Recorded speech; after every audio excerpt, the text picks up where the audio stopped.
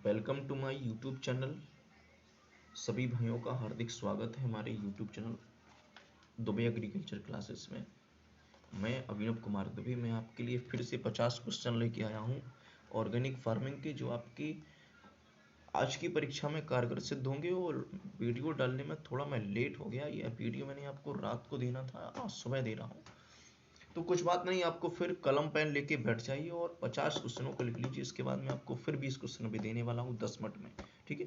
तो पहला प्रश्न बनता है इसमें, जीवाणु द्वारा नाइट्रोजनी कार्बनिक पदार्थों को तोड़कर अमोनिया में बदलने की क्रिया कहलाती है, वो होती है अमोनिफिकेशन, अमोनीकरण। कुसुम के बीजों में तेल पाया जाता है, कुसुम के बीजों में तेल पाया जाता है 45 से 50%। इसके बाद प्रश्न है कि यूपी मिक्सचर में उपलब्ध फास्फोरिक अम्ल की मात्रा होती है, वो होती है 16%। छिड़काव के लिए यूरिया का प्रयोग करते हैं, छिड़काव के लिए यूरिया का प्रयोग करते हैं 3 से 5% तक। एगोफास में उपलब्ध नत्रजन की मात्रा होती है, तो एगोफास में उपलब्ध नत्रजन की मात्रा होती है 16%। इसकी बात है कि शहरी कंपोस्ट में एनपीके पाया जाता है, शहरी कंपोस्ट में एनपीके पाया जाता है। तो शहरी कंपोस्ट में एन की मात्रा 1 से 2%, पी की मात्रा 1.0%, के की मात्रा 1.5%।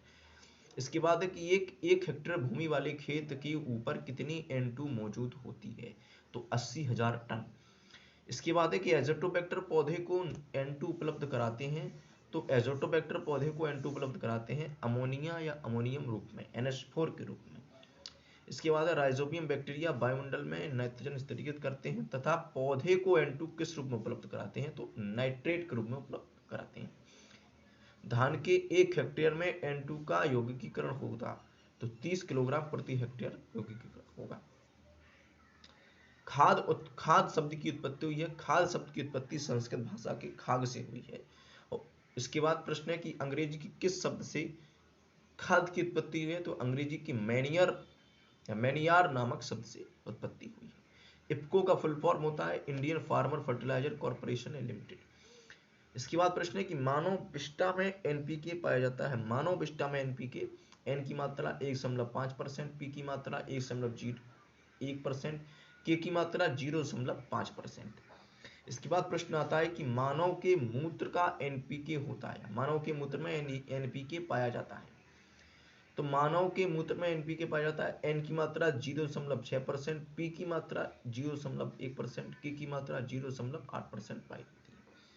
इसके बाद है 56वां क्वेश्चन है, पक्षियों की बिट में एनपीके पाया जाता है। तो पक्षियों की बिट में एन की मात्रा पाई जाती है 1.1 से 1.6%। फास्फोरस की मात्रा पाई जाती है 1.0 से 1.2%।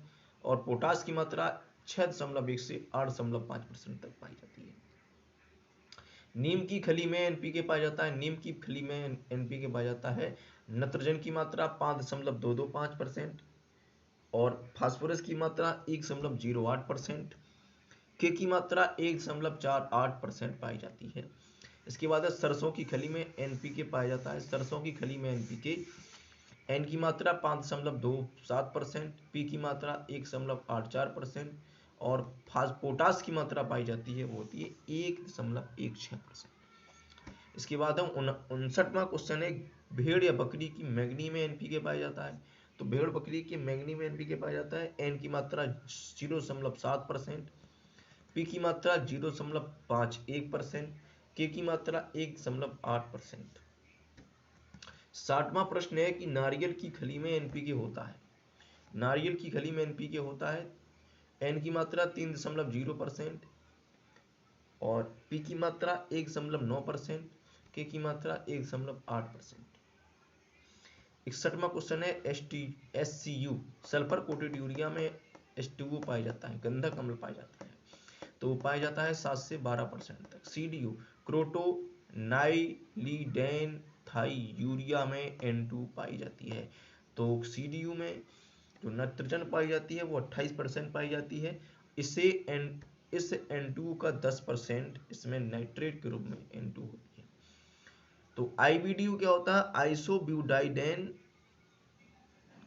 डाई यूरिया में N2 पाई जाती है 31%, थायोयूरिया, मैंने बताया था थायोयूरिया क्या होता है। थायोयूरिया का प्रयोग बीजों की सुषुप्ता अवस्था को हटाने के लिए किया जाता है और बीजों को बीज उपचार के लिए भी किया जाता है। बीज की सुषुप्ता अवस्था हो जाती है, जब परिपक्व कंद नहीं बनते हैं, तो उसमें थायोयूरिया का ही प्रयोग किया जाता है। तो थायोयूरिया क्या होता है, एक तरह का पादप हार्मोन होता है। थायोयूरिया में N2 पाई जाती है, थायोयूरिया में N2 पाई जाती है 36.8%। खड़ी फसल में उर्वरक देना कहलाता है टॉप ड्रेसिंग। खड़ी फसल में उर्वरक देना टॉप ड्रेसिंग कहलाता है। कंपोस्ट में कार्बन नाइट्रोजन का अनुपात होता है 2:1। तालाब की मिट्टी में N2 पाई जाती है, तालाब की मिट्टी में N2 पाई जाती है 1.0%। कंपोस्ट का वैज्ञानिक अध्ययन किया है, तो कंपोस्ट का वैज्ञानिक अध्ययन 1921 ईस्वी में हचिनसन व रिचर्ड ने किया। 69 में है, नगर के कचरे व मल से तैयार कंपोस्ट में NPK होता है। नगर से जो अवशिष्ट पदार्थ निकलता है, कच्चा पदार्थ निकलता है, उससे NPK पाया जाता है। तो N की मात्रा 1.0 से 0.2, P की मात्रा 1.0 से 3.0 तक, और C और जो K की मात्रा होती है वो होती है 1.5%। 70वां प्रश्न है, गांव के कचरे आदि से तैयार कंपोस्ट में NPK होता है, तो N की मात्रा होती है 0.4 से 1.8, P की मात्रा होती है 0.3 से 0.6%, और K की मात्रा होती है 0.7 से 1.0%। 71वां प्रश्न है, कंपोस्ट खाद में NPK होता है, तो कंपोस्ट खाद में NPK होता है 0.5, ये N की मात्रा है। P की मात्रा होती है 0.15%, K की मात्रा होती है 0.5%। कंपोस्ट खाद में देखा होगा इसमें N की मात्रा और K की मात्रा एक जैसी है, तो आपको ये याद करने में बड़ा सरल लगेगा। इसके बाद 72वां प्रश्न है, क्लास्ट्रीडियम जीवाणु किसकी अनुपस्थिति में भी कार्य कर सकता है। क्लास्ट्रीडियम जीवाणु जो होता है वो वायु की उपस्थिति में भी कार्य कर सकता है। 73वां प्रश्न है कि भारत में हरी खाद के लिए सबसे उपयुक्त फसल मानी जाती है, तो भारत में हरी खाद के लिए सबसे उपयुक्त फसल मानी जाती है सनई, क्रोटोलेरिया, जंसिया को। 74वां प्रश्न है कि ऊसर भूमि के लिए हरी खाद के रूप में उपयुक्त होती है। ऊसर भूमि के लिए हरी खाद के रूप में सबसे अच्छी उपयुक्त मानी जाती है खाद होती है ढैंचा, सस्वानिया, बिस्पिनोसा। 75वां प्रश्न है, सूक्ष्म तत्वों के पर्णी छिड़काव में घोल की सरंधता रखते हैं 0.5%। 76 जो आपका प्रश्न है वो ह्यूमस में सबसे अधिक पाया जाता है, तो ह्यूमस में सबसे अधिक पाया जाता है कार्बन, और कार्बन की मात्रा होती है 60% तक। 77वां प्रश्न है, IFOAM की स्थापना हुई। IFOM की स्थापना कब हुई, 1972 में। उसका हेडक्वार्टर जो है वो बॉन, जर्मनी में है। कहाँ है, बॉन, जर्मनी में। 78वां प्रश्न है कि AFOAM का फुल फॉर्म है international federation of organic agriculture movement. इसके बाद 79 प्रश्न है कि IFOAM के संस्थापक हैं लेडी एवे बाल्फोर, लेडी एवे बाल्फोर। 80 प्रश्न है, जैविक कृषि ऑर्गेनिक एग्रीकल्चर के पिता हैं J.I. रॉडेल, J.I. रॉडल। और 81 प्रश्न आपका है, भारत के प्रथम कृषि मंत्री थे, भारत के प्रथम कृषि मंत्री थे राजेंद्र प्रसाद। 82 प्रश्न है आपकी, वर्तमान में केंद्रीय कृषि मंत्री हैं, तो वर्तमान में केंद्रीय कृषि मंत्री हैं नरेंद्र सिंह तोमर। और उत्तर प्रदेश सरकार में राज्य कृषि मंत्री हैं सूर्य प्रताप शाही। कौन है, सूर्य प्रताप शाही। 83 प्रश्न आपका है, OCIA का फुल फॉर्म होता है, तो उसका फुल फॉर्म होता है organic crop improvement association. Association क्या होता है, जैविक फसल सुधार संघ। और इसकी स्थापना कब हुई, 84 प्रश्न आपका है कि OCIA की स्थापना कब हुई, 1985 में शेरब्रुक, क्यूबेक के पास किसानों के समूह द्वारा किया गया। शेरब्रुक, क्यूबेक के पास किसानों के समूह द्वारा किया गया स्थापना इसका। 85 प्रश्न है, प्रकृति को वापस देने की बात है जो हम उससे लेते हैं, यह कथन किसका है, फेटिंगलन 1990 ईस्वी में ये दिया था कथन। 86 प्रश्न आपका है, भारत का कौन सा पूर्ण जैविक खेती वाला राज्य है, वो है सिक्किम। 87 प्रश्न आपका है, सनई द्वारा कितने किलोग्राम N2 प्राप्त होती है, 82 किलोग्राम प्रति हेक्टेयर। इसके बाद आपका प्रश्न आता है खलियों को बुवाई के लिए कितने दिन पूर्व मिलाना चाहिए भूमि में।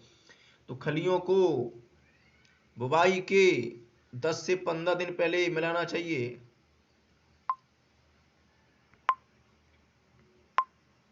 इसके बाद आपका आता है 89 प्रश्न, किस वर्ष जैविक खेती आंदोलन शुरू हुआ। तो किस वर्ष जैविक खेती आंदोलन शुरू हुआ, वो है 1930 ईस्वी में। और 90 प्रश्न आपका आता है मूंगफली की खली में N2 पाया जाता है, वो होता है 7.3%। और मेरे चैनल को लाइक सब्सक्राइब करिए, और आगे फिर मैं आपके लिए अभी 10 मिनट में 20 क्वेश्चन लेके फिर आता हूँ। अभी इतना अभी इनका नोट्स बनाइए और याद करिए, पेपर के लिए एकदम तैयार करके रखिए। जय हिंद दोस्तों।